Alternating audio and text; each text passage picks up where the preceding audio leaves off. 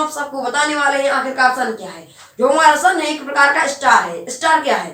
उस जिस वक्त पे कुछ नहीं था, केवल एक सिंगुलरिटी पॉइंट था, उसी सिंगुलरिटी पॉइंट में जब ब्लास्ट हुआ तो एनर्जी ऊर्जा सब निकला। तो उसी टाइम में बना था हमारा सन या हमारा स्टार। हमारा जो सन है वो 4.6 अरब साल पहले बना था। जो सन की थोड़ी हम अंतर संरचना के बारे में पढ़ेंगे। जो हमारा सन के जो बाहर की लेयर है, बाहर की परतें हैं जो सन वो दो परतें हैं, फोटोस्फीयर, क्रोमोस्फीयर। जो क्रोमोस्फीयर है, क्रोमोस्फीयर का टेम्परेचर होता है 27 लाख डिग्री सेल्सियस और जो फोटोस्फीयर का टेम्परेचर होता है 7,000 डिग्री सेल्सियस।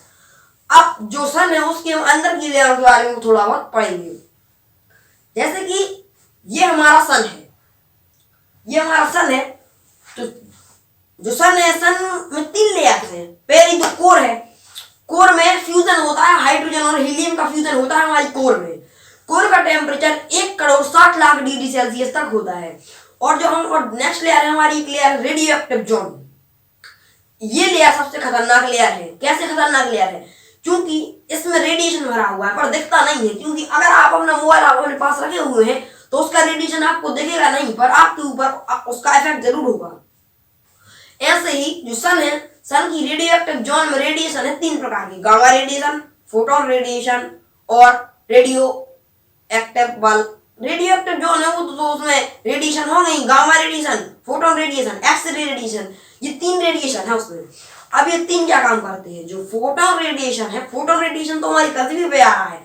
फोटोन आखिरकार है क्या? ये लाइट है। ये लाइट बनती है फोटोन के छोटे छोटे कणों से ही मिलकर लाइट बनती है। तो बताइए, फोटोन रेडिएशन तो पृथ्वी पे आ रहा है। और जो गामा और एक्सरे रेडिएशन है, एक्सरे रेडिएशन में इतनी ताकत है, अगर एक्सरे रेडिएशन आपके शरीर पर पड़ जाए तो आपके शरीर में केवल हड्डी बचेगी। क्योंकि एक्सरे रेडिएशन हड्डी को ब्लास्ट नहीं करता, बाकी हमारे मांस को चीर देता है। एक्सरे मशीन में भी एक्सरे रेडिएशन का मामूली सा यूज किया जाता है, जिस कारण मांस को चीर देता है एवं हड्डी को ब्लास्ट नहीं कर पाता और उसकी फोटो स्कैन कर लेता है।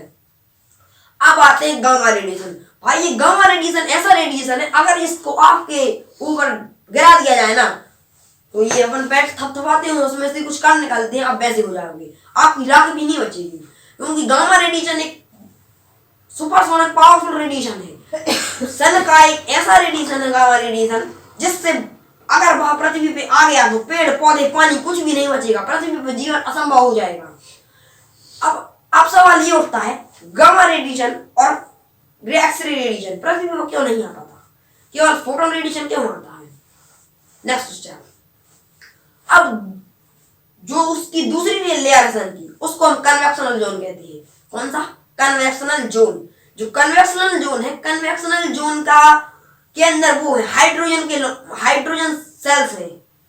मतलब हाइड्रोजन के बड़े बड़े पत्थर टाइप के हैं जो जम चुके हैं, कड़क हो चुके हैं।